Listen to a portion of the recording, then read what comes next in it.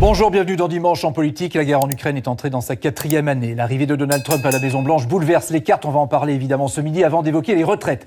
Syndicats et patronats sont pessimistes sur l'issue des discussions voulues par François Bayrou. À gauche, les partis du nouveau Front populaire restent sur leur ligne, l'abandon des 64 ans. Et le Premier ministre, qui jusque-là a réussi à passer l'obstacle des budgets, pourrait se retrouver dans une position délicate. Invité de l'entretien de Dimanche en politique, le secrétaire national du PCF et maire de Saint-Amand-les-Eaux, désormais Fabien Roussel. Bonjour. Bonjour, monsieur Merci Letellier. d'être avec nous sur ce plateau. On va évidemment commencer par l'Ukraine. Une quinzaine de dirigeants européens, dont Emmanuel Macron, sont attendus à Londres pour participer à un sommet consacré au soutien à l'Ukraine. Volodymyr Zelensky est arrivé dès hier soir sur place, accueilli par le Premier ministre britannique. Keir Starmer a assuré de l'absolue détermination du Royaume-Uni à soutenir l'Ukraine face à la Russie. Et ce matin, le Premier ministre britannique a indiqué être en train de travailler avec la France sur un plan pour cesser les combats qui sera discuté ensuite avec les États-Unis, au moment où, je le rappelle, Donald Trump veut se désengager. On va d'abord revenir aussi sur l'humiliation subie par Volodymyr Zelensky avant-hier à la Maison-Blanche, prise à partie par le président et le vice-président américain. Ce matin, dans la presse écrite, Emmanuel Macron temporise et parle d'une conférence de presse qui a mal tourné, tout en défendant la nécessité pour l'Europe de s'organiser, comme il a déjà eu l'occasion de le dire. Vous vous sentez à l'abri derrière votre bel océan, mais vous sentirez la guerre un jour. Vous n'en savez rien. Ne nous dites pas ce que nous devons ressentir. Nous essayons de régler le problème. Ne nous dites pas ce que nous devons ressentir. Vous n'êtes pas en position de dicter ça. Vous n'êtes pas en position de dicter quoi que ce soit. Là, vous jouez avec la vie de millions de gens. Vous jouez avec la Troisième Guerre mondiale. Il y a un agresseur qui est la Russie. Il y a un peuple agressé qui est l'Ukraine. Je pense que nous avons tous eu raison d'aider l'Ukraine et de sanctionner la Russie il y a 3 ans et de continuer à le faire. Et qu'il faut remercier tous ceux qui ont aidé et qu'il faut respecter ceux qui, depuis le début, se battent. Fabien Roussel, la Russie est l'agresseur. Là-dessus, tout le monde est d'accord ? Tout le monde est d'accord. Il y a un pays qui a envahi un autre pays, l'Ukraine. Il y a le droit international qui a été largement bafoué par le président Poutine. Aujourd'hui, l'urgence pour tout le monde, c'est de parvenir à un véritable accord de cessez-le-feu et un accord de paix solide et durable. Pas une paix artificielle, pas un accord pour que chacun puisse se réarmer et pouvoir refaire la guerre plus tard. Et c'est la raison pour laquelle nous appelons, nous, à une véritable conférence européenne pour la paix, avec l'ensemble des pays européens, pas seulement de l'Union européenne, mais aussi la Russie, les États-Unis, peut-être des représentants des BRICS, mais en tout cas, la nous Russie ne voulons... doit être autour de la table. Mais c'est obligatoire. La France, ce que je regrette, c'est que la France de M. Macron a été atlantiste à 1000% et attentiste jusqu'au bout. Ce que je veux dire, c'est que nous avons suivi les États-Unis ces dernières années et avec une option militaire exclusivement. Il fallait la victoire militaire de l'Ukraine sur Poutine. Ce n'était pas possible. Depuis des années, nous disons depuis 3 ans, qu'il n'y aura pas d'issue militaire à cette guerre. Il y aura forcément des négociations et ensuite un accord de cessez-le-feu. Je l'ai écrit à M. Macron le 6 juillet 2023, avec des propositions à mettre sur la table pour discuter, que portent aussi d'autres pays. Eh bien, maintenant, voilà, on y est. Mais il a fallu 3 ans. 3 ans de guerre, de massacre. On y est, Fabien Roussel, on y est presque. Pas. J'espère qu'on va y aller. J'espère qu'on va aller vers le cessez-le-feu, c'est ce que vous voulez dire. Mais pour l'instant, on n'en sait rien. En tout cas, quand vous dites cessez-le-feu, arrêtez la guerre et place à la diplomatie, mais sur quelle base ? Il faut que la Russie se retire des territoires occupés ? Mais bien sûr, et d'ailleurs... C'est la condition première. Mais c'est ce que j'avais écrit il y a plus de 18 mois maintenant. Il faut le retrait des troupes russes. Il faut faire respecter... Du Donbass et de la Crimée ou seulement du Donbass ? Faire respecter la souveraineté des peuples et donc de l'Ukraine. Mais de l'Ukraine à 100%, y compris la Crimée donc. Vous savez, la manière dont ça va se passer, les négociations, et le retrait des troupes russes, et le sort qui sera réservé à la Crimée, au Donbass, tout cela doit faire partie des négociations et ça doit se faire avec l'Ukraine. Il ne peut pas y avoir d'accord de paix dans le dos des Ukrainiens. Ni dans le dos des Russes, on vous a entendu, puisque vous avez dit ni dans le dos des Russes. Et c'est pour ça que je demande instamment à ce que la France et les pays de l'Union européenne fassent le choix d'aller dialoguer avec M. Poutine. Il ne faut pas laisser Trump et Poutine discuter ensemble parce qu'ils sont capables de sceller un accord sur le dos des Européens, sur le dos du peuple ukrainien. Et donc, il faut avoir le courage, la force d'aller à une solution politique et diplomatique, comme ça avait été fait au plus haut de la guerre froide dans les années 70. Il y a eu les accords d'Helsinki en 75, et j'invite les Français à le lire, un acte final qui posait les bases d'un accord de sécurité entre les peuples d'Europe de l'Atlantique à l'Oural. Eh bien, il nous faut un acte d'Helsinki 2 répondant à la situation dans laquelle nous sommes aujourd'hui. Vous avez vu qu'Emmanuel Macron plaide maintenant pour une défense européenne commune. Est-ce que c'est une solution pour l'avenir ? Bien, de toute façon, il faut enfin acter que l'OTAN est caduque et que nous ne pourrons plus compter sur les États-Unis, sur le parapluie américain pour assurer notre propre sécurité. Donc, défense européenne. Et ça, vous admettrez que nous le disons depuis un moment et que nous étions, nous, communistes, plutôt alignés sur la position du général de Gaulle, du retrait du commandement... à l'Oural, c'est de Gaulle aussi. Oui, et du retrait du commandement intégré de l'OTAN. Donc, est-ce que c'est une défense européenne ? Maintenant, il faut travailler d'abord à une sécurité européenne. Une sécurité, avant de parler de défense, ça veut dire un accord, un traité. C'est ce que j'appelle de mes voeux, c'est Helsinki 2. Et ensuite, concernant nos armées. Les armées doivent rester sous la main des nations, des pays. Une armée européenne, ça n'existe pas. Qui sera le général ? Un général hongrois, polonais, enfin, vous voyez les différences qu'il y a ou italien. Au sein. Ouais. Non, mais c'est la raison pour laquelle, en revanche, nos armées peuvent coopérer ensemble, mais surtout, ça veut dire quoi, une défense européenne autonome ? Ça veut dire avoir une propre industrie de défense. Aujourd'hui, 55% des armées de l'Union européenne dépendent des États-Unis. Attendez, on va s'arrêter là-dessus. Dépendent des États-Unis. Donc quand le président de la République dit qu'il va falloir dépenser plus pour la défense, vous dites d'accord. Mais avant de dépenser plus dans l'achat... Non, laissez-moi finir, si vous me permettez. Moi, je vous parle d'industrie. Oui. D'industrie défense. Ça veut dire d'avoir des technologies qui ne dépendent pas des États-Unis ou des puissances asiatiques. Investir dans l'industrie, c'est autre chose que d'investir dans l'achat de bombes aux Américains ou ailleurs. Investir dans la production d'acier. Investir, par exemple, dans la nationalisation de l'entreprise Vancorex, qui produit des matières premières indispensables pour les combustibles de nos missiles français, par exemple. Eh bien, Vancorex, aujourd'hui, avec ses 500 salariés, est menacé de disparaître. Nous demandons sa nationalisation. Et donc, pourquoi Poutine est aussi fort ? Il a une industrie, lui, dans son pays. Nous l'avons laissé partir. Vous dites sécurité européenne, pas de défense européenne, parce que qui gouvernerait, c'est ce que vous dites. Mais juste une chose, est-ce que dans cette sécurité européenne, il doit y avoir la force nucléaire française ? La dissuasion nucléaire française est importante. Elle donne du poids à la France. Et donc, elle est importante. Elle doit rester française. Cette dissuasion nucléaire, elle est mise au service de la défense des intérêts vitaux de la France. Toute la question qui est posée par M. Macron et qui mérite un vrai débat, c'est que lui dit que les intérêts vitaux de la France ne sont pas qu'en France et qu'ils sont à l'étranger. Eh bien, qu'il précise où. Ça veut dire que si demain la Pologne fait appel à l'arme nucléaire française, nous devrions appuyer sur le bouton, ou si c'est l'Estonie, ou si c'est la Roumanie. Ça doit rester nous devons uniquement français. Nous devons avoir ce débat sur les intérêts vitaux de la France, et pour nous, les intérêts vitaux de la France, c'est dans l'Hexagone, c'est sur nos territoires d'outre-mer. Mais pas au-delà. Mais pas au-delà. Ou alors, ça veut dire que nous sommes prêts.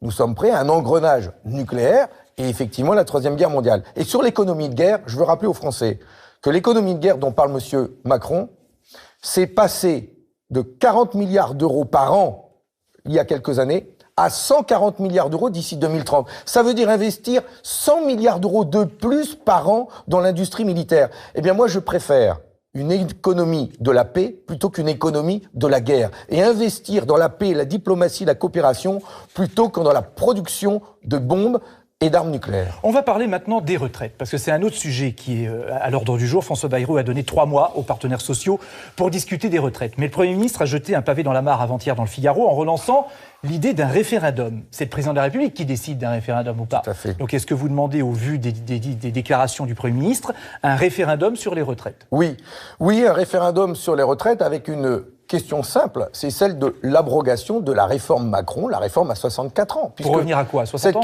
Pour revenir à 62 dans un premier temps. Quand on demande l'abrogation de la réforme, on demande tout simplement de revenir à la réforme antérieure, celle qui était à 62 ans. Et donc de libérer tout de suite des dizaines de milliers de salariés qui sont cassés par le travail, qui auraient dû partir en retraite et qui doivent travailler plusieurs mois supplémentaires. Quand vous dites qu'il faut un référendum sur les retraites, en ce moment, les partenaires sociaux, ils ont 3 mois pour discuter, donc tant pis, on arrête ça. Non.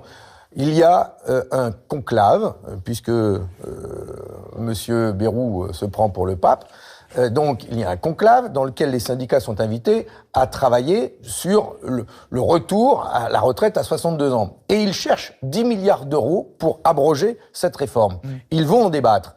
Je souhaite qu'il y ait une solution et ensuite, c'est le Parlement qui aura la main. Oui, mais vous me dites qu'il faut un référendum. Alors, à quel moment le référendum?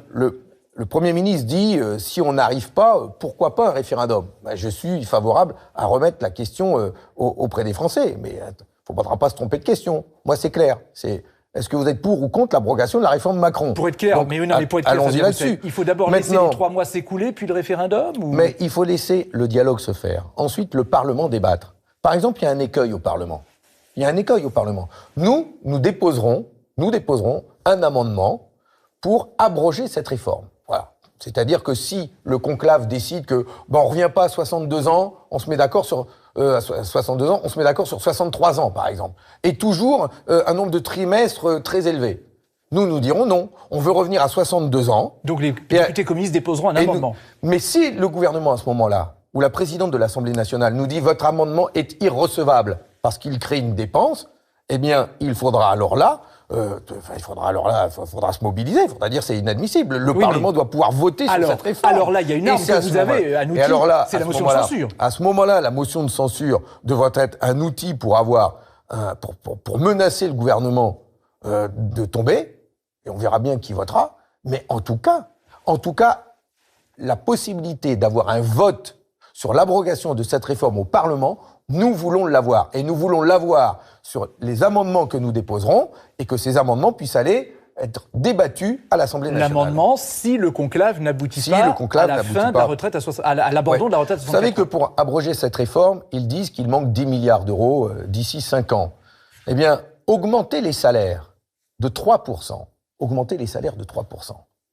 c'est tout de suite 8 milliards d'euros qui rentrent dans les caisses de l'État tous les ans. Voilà.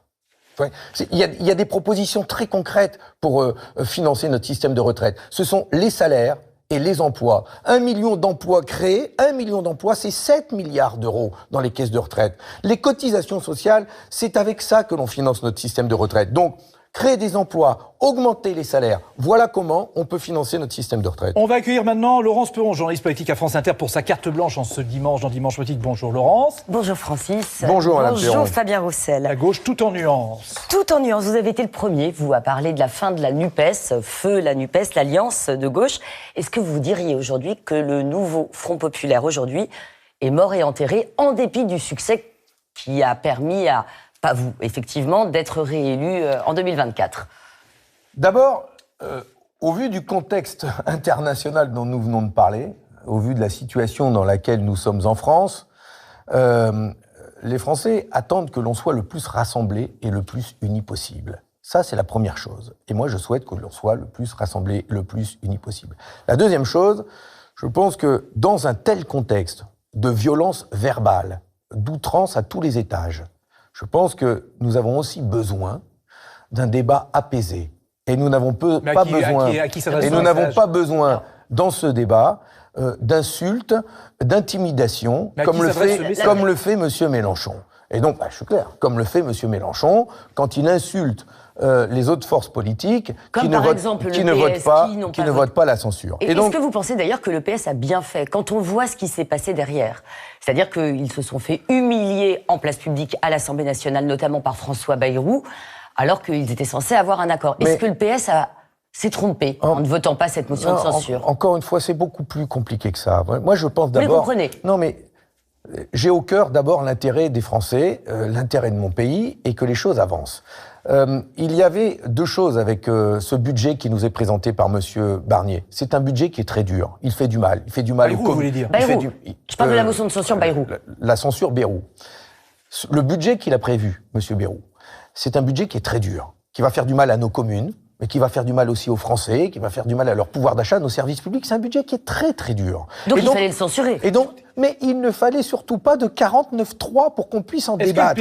Mais ensuite, la deuxième chose, et je l'ai dit, je comprends aussi... Vous ne répondez pas à ma question. Est-ce que le PS est toujours un allié? Est-ce qu'il s'est trompé? Je comprends aussi ceux qui n'ont pas voté la censure.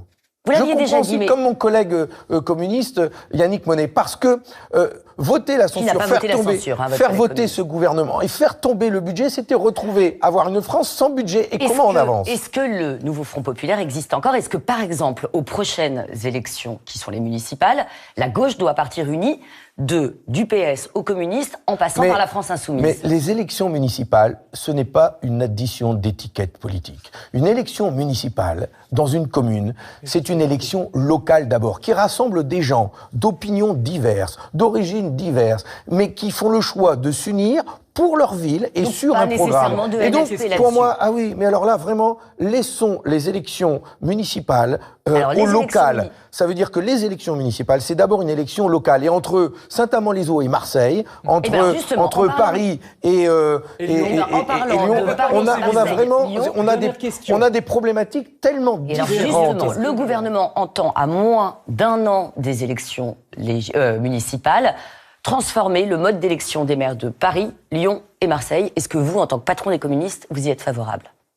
Non, a priori non. A priori non, on va voir ce qu'ils vont nous proposer comme texte de loi, parce que ce sont des villes qui comptent près d'1 million d'habitants, plus d'1 million d'habitants, énormes, et donc le mode d'élection prévoit d'élire des maires d'arrondissement. Vous savez quelle population a à gérer un maire d'arrondissement à Paris? Non, je vais vous le dire, moi, entre 150 000 à 200 000 habitants. Et donc, si on changeait... département, presque, ou la moitié d'un département. Oui, 150 000 à 200 000 habitants, c'est énorme. Et donc, transformer le mode d'élection tel que l'imagine M. Bayrou, c'est d'élire le maire de la ville et ne plus avoir de maire d'arrondissement. Eh bien, je pense que les maires d'arrondissement, on doit pouvoir les élire au scrutin direct, et ensuite ce sont eux qui élisent le conseil municipal des grandes villes, comme ça se passe aujourd'hui, parce qu'ils ont à gérer des populations très importantes, et il faut pouvoir les élire directement. Donc pas de changement. Merci Laurence. Après le passage du cyclone Garance à La Réunion, l'île de La Réunion est défigurée. C'est le préfet qui le dit. Il y a eu des rafales à 200 km/h. Les habitants commencent à évaluer les dégâts importants dus aux coups de vent, on l'a dit, aux fortes inondations aussi. 4 personnes ont péri à La Réunion, et l'État se dit prêt à agir, évidemment, pour rétablir l'électricité, l'eau potable, le téléphone partout. Des renforts sont arrivés sur place. Vous, aujourd'hui, vous êtes évidemment tourné vers La Réunion, où vous avez des élus au groupe communiste. Oui. C'est quoi le risque aujourd'hui, que ce soit oublié avec le temps? J'ai échangé avec Huguette Bello, la présidente de la région, pour demander des nouvelles. Et je pense à mes collègues députés, Emeline Kabidi, Karine Lebon, Emeline Kabidi, qui co-préside le groupe à l'Assemblée nationale, le groupe GDR. Et aujourd'hui, cette ville est dévastée par un cyclone. Il y a beaucoup de personnes sans abri, sans toit sur leur maison. L'urgence, c'est de leur garantir un toit, de pouvoir les héberger. C'est ce que me dit Huguette Bello. C'est aussi le retour de l'électricité. Sans électricité, pas de frigo, pas de fonctionnement des services publics. Et il faut une aide de l'État immédiate. Et pourquoi je dis il faut? Parce que je suis inquiet. Quand je vois dans quel état est Mayotte aujourd'hui, on a de quoi s'inquiéter. Et donc, que ce soit oublié, vous voulez dire? Oui, je souhaite que l'urgence et l'aide, la solidarité, soient la plus forte et massive auprès de nos frères et nos sœurs de La Réunion. Dès maintenant? Dès maintenant, tout de suite, bien sûr. Merci Fabien Roussel d'avoir accepté notre invitation dans Dimanche en Politique, à retrouver sur le site ou l'application France Info et sur la plateforme France.tv. Dimanche en Politique se poursuit. Rebonjour, Dimanche en Politique. Suite au gouvernement, la droite donne le tempo sur l'immigration, les choix économiques également, et peut-être que ça aura des conséquences jusqu'à la présidentielle. En attendant, il va falloir conserver les équilibres au sein du socle présidentiel, tout en se ménageant en partie les oppositions pour éviter que François Bayrou ne connaisse le sort de son prédécesseur, c'est-à-dire la censure. Invité de Dimanche en Politique, Aurore Berger, bonjour. Vous êtes ministre de l'égalité homme-femme et de la lutte contre les discriminations. On va parler d'une affaire qui fait beaucoup parler en ce moment, c'est 2 fois parlé, mais c'est important, le procès de Joël Le Squarnec, accusé de violences sexuelles sur 299 patients, en grande majorité des mineurs. Est-ce que ça permettra une prise de conscience sur les abus sexuels ou les violences dont sont victimes les enfants ? Le médecin a reconnu avant-hier avoir abusé sexuellement de la fille de son fils. L'ex-chirurgien avait été arrêté en 2017 pour le viol de sa voisine de 6 ans. Il avait tout consigné, ses actes, dans des carnets. Le procès va durer plusieurs semaines. Vous avez déposé l'année dernière, une proposition de loi pour abolir la prescription au civil des violences sexuelles dont sont victimes les mineurs. Ça pourrait être intéressant dans ce cas. Est-ce qu'il y a urgence à ce qu'elle soit adoptée ? Elle avait été rejetée par les députés. Déjà, c'est un fléau absolu. La question des violences sexuelles sur nos enfants, on parle de 160 000 victimes chaque année potentiellement. Vous savez, quand on le rapporte à une salle de classe, on dit que quand on ouvre la porte d'une salle de classe, c'est 2 à 3 enfants qui en sont les victimes. Ça veut dire que ça se passe dans l'intimité, ça se passe dans la famille, ça se passe dans l'entourage proche, ce qui nous paraît évidemment insoutenable et insupportable. Et là, on parle de 299 victimes dans le cas de l'affaire Le Squarnec qui avaient entre 1 an et 68 ans. Est-ce qu'il y a urgence donc oui, il y a urgence pour moi parce que je pense qu'aujourd'hui, on inflige aux victimes, au moment où elles sont enfin en capacité de parler, une violence supplémentaire. Parce qu'on dit aux victimes, en fait c'est trop tard, il fallait vous réveiller plus tôt, il fallait parler plus tôt. Mais quand vous avez vécu ces violences absolument insupportables quand vous étiez enfant, vous avez vécu avec le poids du secret, le poids de la honte, le poids de la culpabilité, l'incapacité en fait à en parler, donc que ce soit Le Squarnec, que ce soit Betaram. Regardez l'âge aujourd'hui de ces adultes qui prennent la parole. Il faut que ce soit imprescriptible. Il faut que ce soit imprescriptible. Il faut qu'on dise, quoi qu'il arrive, si vous le souhaitez, vous aurez accès à la justice et on l'espère à la réparation que nous voulons. Alors, c'est intéressant ce que vous dites parce que ça fait écho évidemment à Notre-Dame de Betaram dans les Pyrénées-Atlantiques. Plus de 150 plaintes ont été déposées par d'anciens élèves pour mauvais traitements, abus sexuels, violences. François Bayrou est dans l'œil du cyclone. Il est appelé régulièrement à l'Assemblée nationale à se justifier pour savoir s'il était au courant parce que sa famille enseignait. Je crois qu'il a été très clair sur le sujet. Mais est-ce qu'il est normal qu'il s'explique devant les députés tout simplement ? Il l'a fait. De toute façon, c'est ce qui se passe évidemment.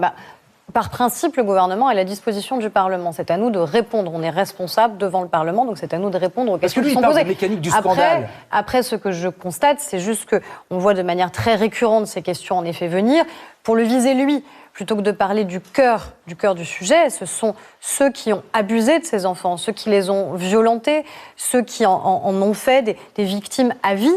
Parce que ces enfants devenus adultes, ce qu'ils disent, c'est « nous, on a été condamnés à perpétuité par les violences que l'on a subies ». Et c'est ça l'enjeu, c'est ça la seule question qui doit nous obséder, c'est comment il n'y a plus de Betaram et comment ceux qui ont vécu ces violences-là obtiennent réparation. Beaucoup d'associations s'étonnent que dans le gouvernement actuel, il n'y ait pas de ministère dédié au droit à l'enfance. C'est un oubli gênant ? Alors, aujourd'hui, c'est Catherine Vautrin, qui est aussi la ministre des Familles, donc il n'y a pas d'oubli. Et il y a eu l'annonce par le président de la République que de toute façon, un haut commissariat à l'enfance sera créé, donc je pense que ça interviendra rapidement. Moi, comment ce que je fais... ce raté, ce manque ? Non, je pense que c'est pas... Écoutez, en tout cas, déjà, le président a dit qu'il y aura un haut commissariat à l'enfance. 2, vous voyez, quand nous, on traite de la question des violences sexuelles, moi, ce que je vois en tant que ministre de l'égalité, c'est qu'en fait, il y a une forme, malheureusement d'ailleurs, et qui est assez insupportable, de continuité. Beaucoup de celles et ceux qui ont subi des violences enfants, soit resubissent des violences adultes, soit, et c'est aussi ce qu'on a vu dans l'affaire Mazan, deviennent eux-mêmes des auteurs de violences. Donc on a cette nécessité d'interrompre ce cycle infernal des violences, et ça commence par la protection que nous devons à ceux qui sont les plus fragiles dans une société, les plus vulnérables, c'est-à-dire nos enfants.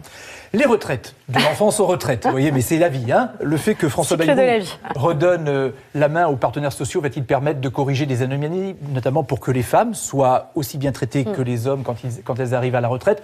Au bout du compte, ce sont les Français qui pourraient être amenés à trancher par référendum. Pour nous, c'est terminé. Effectivement, nous ne participerons pas à cette mascarade où on veut nous faire dire qu'effectivement, la seule solution, c'est d'allonger la durée de travail pour les salariés dans ce pays. Il y avait une équation financière à 6 milliards d'euros en 2030 à trouver. Donc ça va être difficile, ça va être sérieux en termes d'échanges. Nous avons participé à cette première réunion avec un objectif très clair, obtenir l'abrogation de la réforme 2023, le retour à 62 ans. On va essayer de résorber les inégalités de retraite entre les femmes et les hommes, la partie famille, les enfants, bien évidemment la pénibilité invalidité, usure professionnelle. Il faudra être très vigilant parce qu'il n'est pas question de charger davantage le coût du travail et de bouger les cotisations tant pour les salariés que pour les employeurs. Que ce soit pour résoudre le problème d'équilibre du système par répartition ou que ce soit pour un système de complément de capitalisation pour assurer le niveau de vie, nous pensons que de toute façon, il faudra travailler plus. Face aux tensions dans le conclave sur la réforme des retraites, François Bayrou propose une solution choc. J'ai toujours dit que lorsque des questions sont bloquées, le référendum est une issue. La Constitution est claire dans ces termes et j'aurais à m'exprimer au bon moment. Je pense qu'il faut faire les choses dans le bon ordre. Il y a déjà eu un texte de loi, il n'est pas si vieux. Là, la question, c'est est-ce qu'il peut y avoir une meilleure réforme, et c'est aux partenaires sociaux d'en débattre et, je l'espère, de trouver un accord. Aurore Bergé, la réforme Borne repoussant l'âge de départ à la retraite à 64 ans a été adoptée, on s'en souvient, après les 49.3. Est-ce qu'aujourd'hui, pour réconcilier, j'allais dire, les Français avec cette réforme des retraites, un référendum, ce serait une bonne idée? Déjà, je crois qu'il faut laisser le temps quand même que cette négociation entre les partenaires sociaux puisse aboutir. C'est pas moi qui parle du référendum, c'est le Premier ministre. Non, mais j'entends, mais moi, vous me posez à moi la question. Par principe, déjà, c'est pas à moi de choisir s'il doit y avoir un référendum ou pas. C'est la prérogative du président de la République. Est-ce que ce serait une bonne idée, tout juste? Moi, d'abord, ce qui me frappe, et ça me frappait d'ailleurs de votre invité précédent, c'est que tout le monde parie sur l'échec. Tout le monde parie sur l'idée qu'en fait les partenaires sociaux ne peuvent pas négocier et ne peuvent pas aboutir. Les écarts sont grands, avouez. Oui, mais on nous a reproché, à nous, de ne pas suffisamment donner la main aux partenaires sociaux. Et donc quand on donne sincèrement la main aux partenaires sociaux en disant tout est sur la table, on parie sur le fait qu'ils n'arriveront pas à négocier, à se mettre d'accord. Parce que l'écart est grand. Entre ceux qui veulent le retour à 60 ans, d'autres une retraite à capitalisation. Mais est-ce que ça veut dire que pour autant c'est impossible qu'il y ait des avancées ? Moi, je crois qu'il peut y avoir des avancées. Et s'il y a une meilleure réforme qui peut être mise sur la table, qui en effet ne va pas complètement désarticuler l'enjeu essentiel quand même du financement, parce que c'est ça quand même à la fin, c'est comment on finance justement le système de retraite, eh bien alors oui, je pense que nous irons vers ce que les partenaires sociaux auront décidé. Mais que ce soit sur les questions de pénibilité par exemple, sur la question, on va y revenir je pense, question des carrières des femmes, il y a sans doute des choses sur lesquelles les partenaires sociaux doivent être au cœur des discussions. Et j'ai envie d'avoir votre avis là-dessus, parce que les partenaires sociaux mettent vraiment sur la table le fait qu'il y a vraiment des inégalités énormes entre les hommes et les femmes à la retraite, 40% de moins pour les femmes. Franchement, c'est un raté de la réforme Borne, ça. Alors, il faut quand même avoir en tête que la réforme des retraites, c'est d'abord la conséquence de la carrière qu'on a eue ou qu'on n'a pas eue. Donc nous, notre principale préoccupation, elle doit d'abord être là. C'est pas uniquement de rattraper à partir de 60, 62, 63 ou 64 ans les écarts pour espérer que vous viviez mieux la fin de votre vie. L'enjeu, c'est comment, tout au long de la vie, on a des femmes qui sont au même niveau de rémunération, de protection, et comment la parentalité, notamment, ne pèse pas uniquement sur les femmes. C'est pour ça que je plaide sur la création de ce congé de naissance pour permettre aux femmes et aux hommes de pouvoir, s'ils le souhaitent, s'arrêter plusieurs mois et que la parentalité, ce soit pas que cette image avec une femme et son enfant, mais ce soit aussi un père avec son enfant. C'est pour ça aussi que je vous l'annonce, mardi, nous réunirons avec Astrid Panosyan-Bouvet les partenaires sociaux, la ministre du Travail, de manière à commencer la transposition de la directive transparence salariale. Parce que ça, c'est un enjeu majeur. La France a été le premier pays à mettre en place un index égalité professionnelle. Parce qu'on ne change bien, on ne corrige bien que ce qu'on mesure. Les entreprises de plus de 50 salariés et qui ont dû déposer leur dossier là, samedi. Là, ils avaient jusqu'au 1er mars, en effet, pour le faire. Et donc, on verra vite qui l'a fait, qui ne l'a pas fait. Et vous savez qu'il y a des obligations, évidemment, à publier. Et sinon, ils s'exposent à des sanctions. Vous voulez plus de transparence. Plus de transparence. C'est-à-dire que ce soit réellement suivi des faits. Alors que ce soit suivi des faits et puis avec des mesures nouvelles. Le fait par exemple que quand vous publiez une offre d'embauche, vous annonciez le salaire. Il n'y a qu'en France où vous n'annoncez pas le salaire. Vous publiez une offre en disant salaire selon le profil. Donc il se passe quoi ?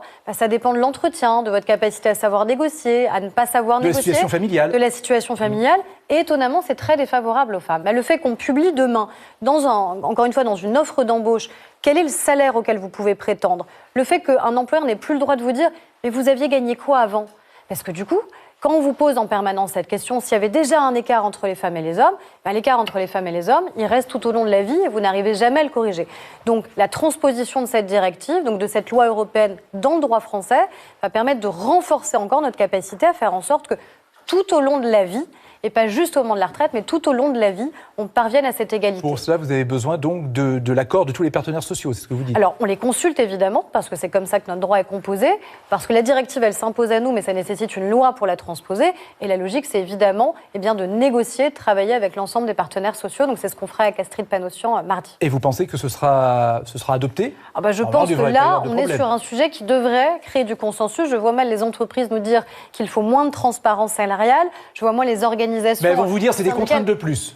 Oui, mais c'est des contraintes qui sont bonnes pour le pays à partir du moment où, encore une fois, on atteint l'égalité réelle. Qui peut se satisfaire aujourd'hui qu'à travail égal, salaire égal, ce soit encore un slogan et que ce ne soit pas exactement la réalité? Est-ce qu'on a envie que nos enfants, demain, aient encore à subir des inégalités à l'embauche? Non, les entreprises ont largement progressé. La loi française a permis qu'elles progressent. Eh bien, ça montre aussi que l'Europe permet de nous faire avancer dans le bon sens. Aurore Bergé, vous êtes une figure connue de la Macronie pour être passée par plein de postes, de député à présidente de groupe, ministre, sans craindre de créer des polémiques. Depuis 2 mois dans le gouvernement Bayrou, la revoilà, ministre chargée de... Égalité entre les femmes et les hommes. Discrimination, c'était votre ancien portefeuille. Oui, que j'ai retrouvé. Que vous avez retrouvé. Après une petite période Barnier, vous aviez disparu. Pas disparu, j'étais à l'Assemblée nationale, j'ai travaillé, j'ai déposé une proposition de loi qui est importante. En 8 ans de macronisme, Aurore Bergé s'est fait un nom et une réputation. Jamais trop rebelle, moi j'aime bien. C'est au salon de l'agriculture qu'on me l'a donné. Peut-être qu'ils se sont dit qu'il y avait un trait de caractère commun entre le poivron et moi. Je pense que quand on fait de la politique, il faut savoir s'affirmer. Qui dans cet hémicycle fait la courte échelle à l'extrême droite? C'est vous! Anciennement patronne des députés macronistes, elle est souvent montée au créneau contre les insoumis qui les lui rendent bien entre joutes verbales et émotions, jusqu'aux larmes. Remettre en cause la sincérité qui est la mienne sur ce combat, comme vous l'avez fait, je ne peux pas continuer à le laisser passer. Parmi ces combats de toujours, la laïcité et la lutte contre l'antisémitisme réactivée depuis l'attentat du 7 octobre. Une partie de l'hémicycle qui, heureusement, est minoritaire dans notre pays. Minoritaire à considérer que l'antisémitisme est résiduel. C'est un des leviers politiques que vous actionnez souvent. C'est pas un levier. C'est parce qu'on constate aujourd'hui que malheureusement, l'antisémitisme, il ne s'est pas évaporé. Pourquoi ça vous touche? Que le simple fait qu'on pose la question sous-entend, comme tu n'es pas toi-même juive, c'est presque étonnant que tu t'y intéresses. Mais c'est un problème, en fait, qu'on me pose la question. Depuis quand on aurait besoin d'être soi-même directement concerné pour se sentir touché, en fait? Ministre, prête au combat, la voilà dans les filets de la Cour de justice de la République pour soupçon de faux témoignages devant l'Assemblée nationale dans le scandale des crèches privées. Quel droit aussi à la présomption d'innocence. À partir du moment où c'est seulement une instruction qui est en cours, peut-être demain une mise en examen, c'est sans doute la suite logique. Donc moi, je m'attends à ça. Mais ce que je sais, c'est que ça ne m'empêche pas de travailler. Travailler sans peur, avec la justice comme menace et l'instabilité politique pour décor. Aurore Bergé, on revient sur cette affaire. Vous faites l'objet donc d'une plainte instruite par la Cour de justice de la République pour faux témoignages, pour vos liens supposés. C'est pas une plainte, c'est un signalement qui avait été fait par la France Insoumise au bureau de l'Assemblée nationale. Il n'y a jamais eu de plainte qui a été déposée contre moi. Mais maintenant, c'est dans les mains de la Cour de justice de la République. Bien sûr. Vous dites que vous attendez éventuellement à être mise en examen parce que c'est la suite logique. Je dis que je pense que oui, c'est la dans suite ce cas-là, logique vous de ce type démissionnez ou vous d'instruction. restez? Mais déjà, c'est pas à moi d'en décider. Je demande à avoir les mêmes droits, les mêmes devoirs que chacun Donc pas de démission, de nos forcément. concitoyens, c'est-à-dire le droit à la présomption d'innocence, le droit à poursuivre mon Une travail. mise en examen, c'est toujours l'innocence. Et mon engagement, encore heureux. Et on a vu dans des affaires très récentes que des mises en examen avaient ensuite été en absence d'infraction, par exemple. Donc voilà, moi, je suis à la disposition, par principe, de la Cour de justice de la République et je lui réserverai, comme vous l'imaginez, On les imagine. réponses. Sur les crèches privées, oui. Est-ce qu'il y a là un travail de transparence, vous y étiez tout à l'heure, à faire parce qu'il y a des choses anormales qui s'y passent? Mais c'est ce que j'ai fait. C'est ce que j'ai fait en tant que ministre. Je suis la ministre qui a changé la loi pour garantir que des contrôles soient réalisés dans les grands groupes de crèches privées. Je suis la ministre qui a mis en place une stratégie de lutte contre les maltraitances. Parce que le scandale, quand on parle du scandale des crèches privées, c'est une petite fille qui a été tuée dans une crèche à Lyon. Et donc ça, c'est absolument insupportable. Et ça nécessitait de renforcer les contrôles, de renforcer les effectifs, d'avoir une vraie stratégie de lutte contre les maltraitances, d'avoir enfin un référentiel national dans les crèches, qui n'était pas le cas. Chacun avait son propre référentiel.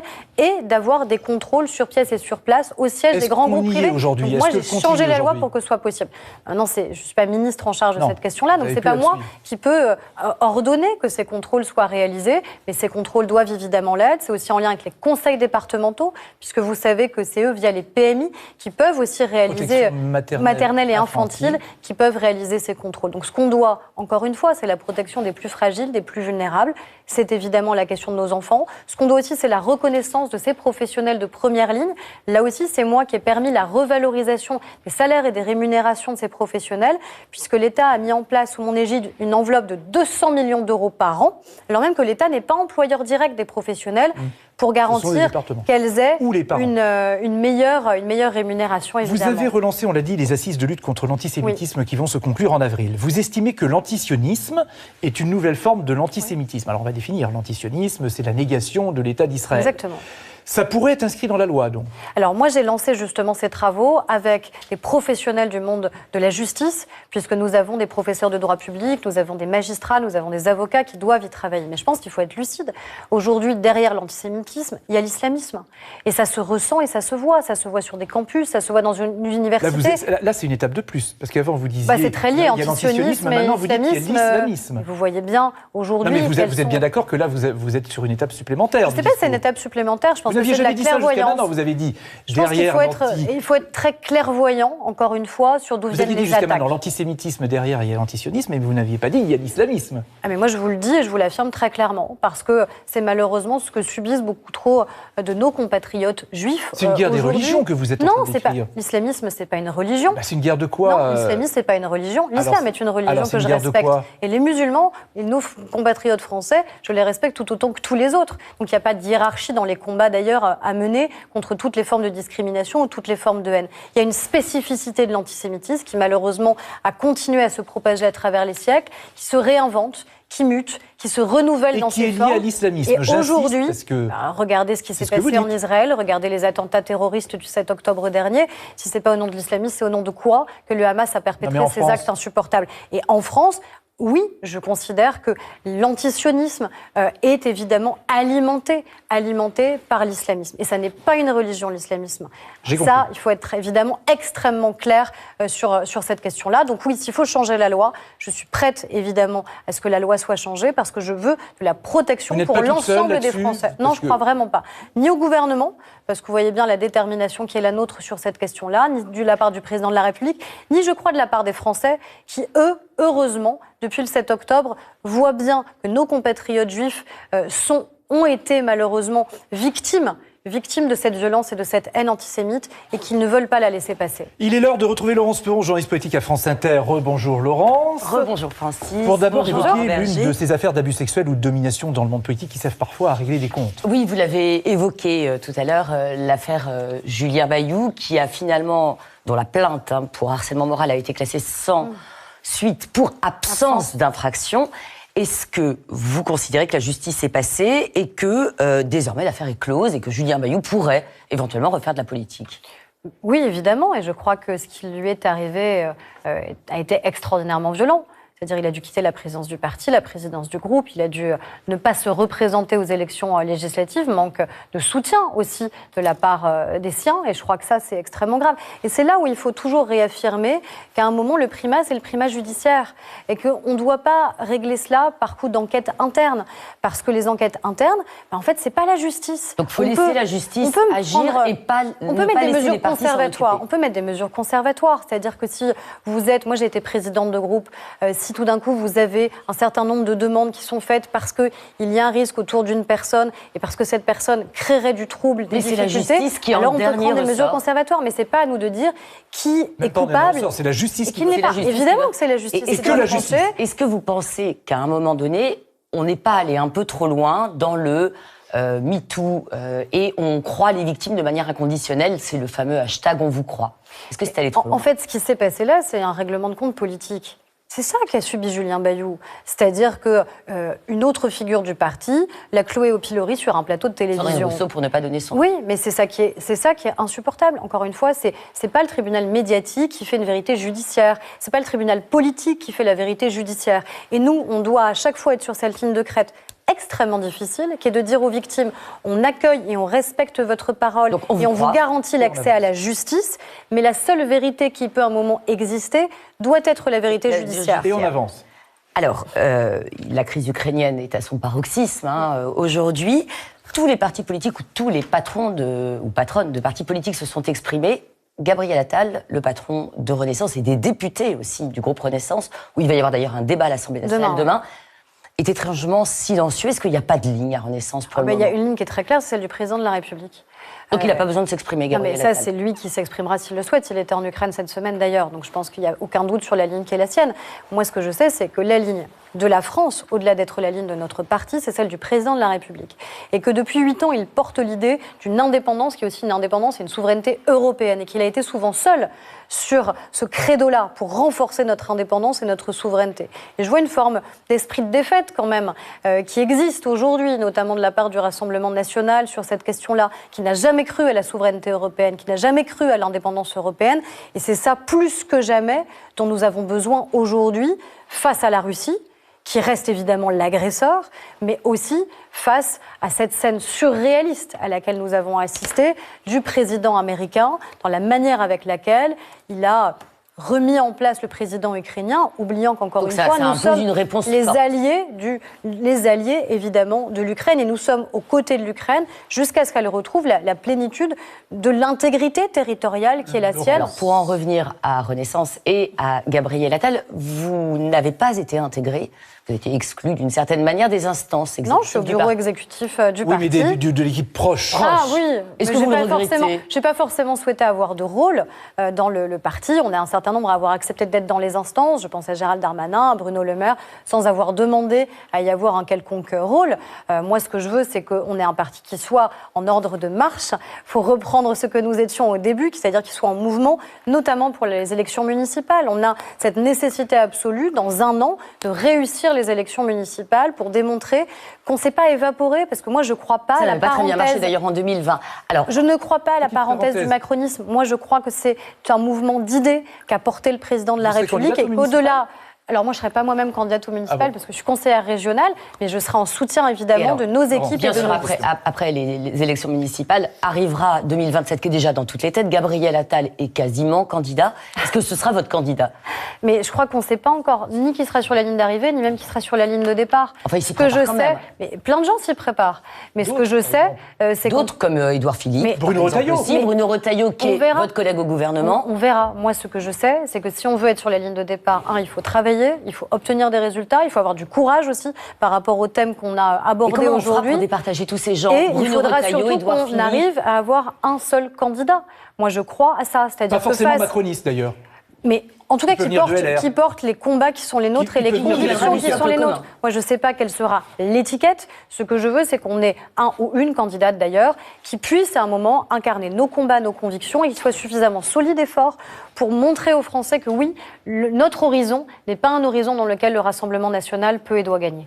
Merci, Laurence. Et samedi prochain, c'est le 8 mars, Journée internationale des droits des femmes.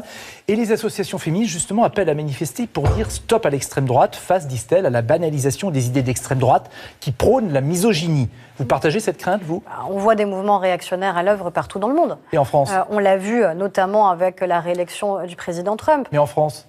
Écoutez, en France, heureusement, ces idées, elles sont très minoritaires. Elles existent. Elles existent. Vous savez, il n'y a pas un abri au-dessus de la France qui ferait qu'on serait protégé de ça. Et donc ces thèses dites masculinistes, virilistes... Qui les porte en France ? Oui, peut-être des Éric Zemmour, en effet, mais heureusement, ça reste très minoritaire. Et moi, je veux surtout qu'on se positionne collectivement pour garantir que les droits deviennent des droits irréversibles. On va célébrer l'anniversaire de l'inscription de l'IVG dans la Constitution. Et on l'a fait justement parce qu'on ne voulait pas prendre le risque que des forces réactionnaires demain, après-dement, puissent revenir en arrière. Une minute. Ces dernières années, il y a des mesures qui ont été prises pour encadrer les violences faites aux femmes, pour lutter contre, ordonnance de protection pour mettre mettre à l'abri les femmes et les enfants, le 3919, les bracelets anti-rapprochement, les téléphones graves danger. Est-ce que ça a permis de faire baisser le nombre d'affaires de violence? Ça a permis de mieux protéger les femmes.